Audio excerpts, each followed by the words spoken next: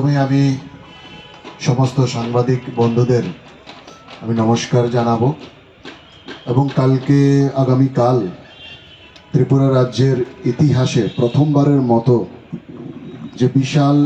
জনপ্রতিনিধি সম্মেলন অনুষ্ঠিত হতে যাচ্ছে আমাদের আগরতলার এই স্বামী বিবেকানন্দ ময়দানে, তার জন্য আমি সমগ্র ত্রিপুরাবাসীকে আমি অভিনন্দন জানাবো, আমি শুভেচ্ছা জানাবো। আপনারা সবাই জানেন যে আমাদের ভারতবর্ষের যশস্বী প্রধানমন্ত্রী 2047 সালে আমাদের সামনে বিকশিত ভারত গঠন করার সংকল্প রেখেছেন। এই বিকশিত ভারত 2047 সালে গঠন করার লক্ষ্যে বিকশিত গ্রাম গড়ে তোলার জন্য বিকশিত ভারত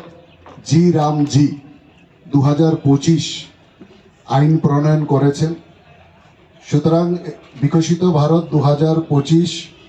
জি রামজি 2025 এই আইন প্রণয়নের এই শুভ মুহূর্তে তাকে সামনে রেখে, যার মধ্যে 125 দিনের যে গ্রামীণ কর্মসংস্থানের ক্ষেত্রে যে কাজের গ্যারান্টি রাখা হয়েছে, সে উপলক্ষে মাননীয় প্রধানমন্ত্রীকে ধন্যবাদ জানিয়ে পাশাপাশি আমাদের গ্রাম উন্নয়ন দপ্তরের পক্ষ থেকে বিভিন্ন সরকারি প্রকল্পের উদ্বোধন, এছাড়া আমাদের পঞ্চায়েত দপ্তর এবং গ্রাম উন্নয়ন দপ্তরের পক্ষ থেকে ইতিমধ্যেই বিভিন্ন প্রকল্পের যারা সুবিধা পেয়েছেন এ ধরনের বিভিন্ন লাভার্থীদের সম্মাননা আগামীকাল আমাদের এই জনপ্রতিনিধি সম্মেলনে এখানে দেওয়া হবে। তো আমাদের এই বিশাল কর্মসূচি আমাদের ত্রিপুরা রাজ্যের ইতিহাসে আমি যতদূর জানি প্রথমবারের মতো হতে যাচ্ছে এবং এটা একটা ঐতিহাসিক পদক্ষেপ এবং ঐতিহাসিক কর্মসূচি, যেখানে আমাদের গ্রাম পঞ্চায়েত মেম্বার থেকে শুরু করে আমাদের বিধায়ক, আমাদের ত্রিপুরা সরকারের মন্ত্রীগণ এবং আমাদের সাংসদগণ কালকে এই মাঠের মধ্যে এই জনপ্রতিনিধি সম্মেলনে এখানে উপস্থিত থাকবেন। আমাদের এই জনপ্রতিনিধি সম্মেলনে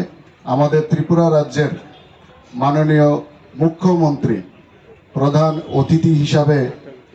অংশগ্রহণ করবেন, ওনার বক্তব্য উপস্থাপন করবেন। এছাড়া উদ্বোধক হিসাবে আমাদের এই জনপ্রতিনিধি সম্মেলনে উপস্থিত থাকবেন আমাদের ভারত সরকারের গ্রাম উন্নয়ন, কৃষি এবং কৃষক কল্যাণ দপ্তরের মাননীয় মন্ত্রী শ্রদ্ধেয় শিবরাজ সিং চৌহান মহোদয়। তো আমাদের এই সম্মেলন একটা গুরুত্বপূর্ণ সম্মেলন। মাননীয় প্রধানমন্ত্রী যে উদ্দেশ্যে বিকশিত গ্রাম গড়ে তোলার জন্য এই আইন নিয়ে এসছেন, এই সম্মেলনের মধ্য দিয়ে গ্রামীণ স্তরে আমাদের দ্বারা জনপ্রতিনিধি যারা আছেন, যারা সরকারি আধিকারিক আছেন, যারা সেটার বাস্তবায়ন করবেন গ্রামীণ পর্যায়ে, তারা কিভাবে আমাদের গ্রামকে বিকশিত করার জন্য, গ্রামীণ মানুষের সার্বিক জীবনযাত্রার মান উন্নয়নের জন্য, প্রত্যেকটা গ্রামকে স্বাবলম্বী করে গড়ে তোলার জন্য, প্রত্যেকটা গ্রামীণ মানুষকে স্বনির্ভর করে গড়ে তোলার জন্য কিভাবে এই জি রামজিকে তার বাস্তবায়ন ঘটাবেন, যারা এর সাথে যুক্ত এই ধরনের গ্রামীণ জনপ্রতিনিধি এবং আর সরকারি আধিকারিকদের এই সম্মেলনে ডাকা হয়েছে এবং সেটাকে তার সঠিক বাস্তবায়নের জন্য তাদেরকে এই সম্মেলনের মধ্য দিয়ে বিভিন্ন দিক নির্দেশনা তাদেরকে দেওয়া হবে। আমরা জানি যে এর আগে মনরেগা ছিল, কিন্তু মনরেগার দ্বিতীয় ধাপ, তার পরবর্তী ধাপ হচ্ছে আমাদের এই জি রামজি যে নতুন আইন এসছে। সুতরাং মনরেগার যে ধরনের ঘাটতি ছিল সেগুলোকে সংস্কার করে বর্তমান যুগোপযোগী এবং বর্তমান যুগে গ্রামীণ যে অর্থসামাজিক স্থিতি, সেই স্থিতি অনুসারে এবং বর্তমান গ্রামীণ মানুষের যেই চাহিদা, সেই চাহিদা অনুসারে কিন্তু আমাদের মনরেগাকে পুনঃসংস্কার করে আমাদের এই জি রামজি আনা হয়েছে। সুতরাং মনরেগা এবং জি রামজি কিন্তু একে অপরের বিরোধী নয়,